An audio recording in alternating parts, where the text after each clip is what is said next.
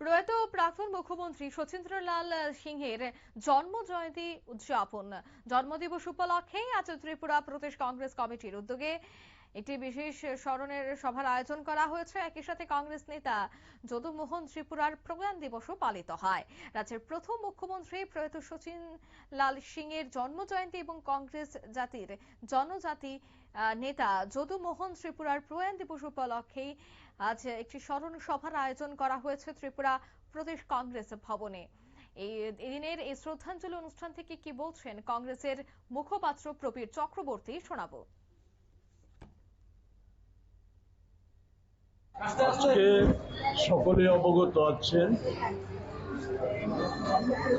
দেশের অন্যতম স্বাধীনতা সংগ্রামী ত্রিপুরার কৃতি সন্তান, কংগ্রেসের এ রাজ্যের প্রথম মুখ্যমন্ত্রী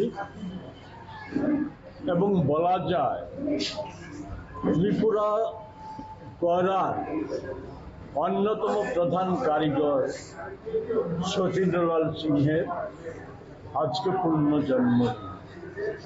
সাথে কংগ্রেসের হয়ে বহু লড়াই সংগ্রামের সাথী এবং রাজ্যের জাতি উপজাতিদের মধ্যে মৈত্রীর বন্ধন সৃষ্টিতে যারা অন্যতম যোগ্য ভূমিকা প্রতিপালন করে এসেছিলেন, তাদের অন্যতম যদুমোহন ত্রিপুরার মৃত্যু।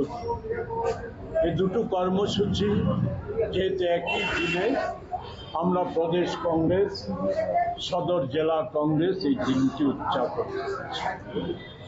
আমি সংক্ষেপে আজকের দিনে শুধু শচীন্দ্রলাল সিংহ সম্পর্কে সামান্য যে দুটি কথা আপনারা শুনলেন, অর্থাৎ দুজনেরই স্মরণ সভাকে কেন্দ্র করে প্রত্যেকে একে একে তাদের প্রতিকৃতিতে পুষ্পস্তবক অর্পণ করেন। তারপরে তাদের জীবনী, তাদের সংগ্রাম এবং পার্টির জন্য কাজ করা, কিভাবে কর্মী সমর্থকদের নিয়ে তারা কাজ করেছেন, সবটা বিষয় নিয়ে কিন্তু একে একে প্রত্যেকেই আলোচনা করেন।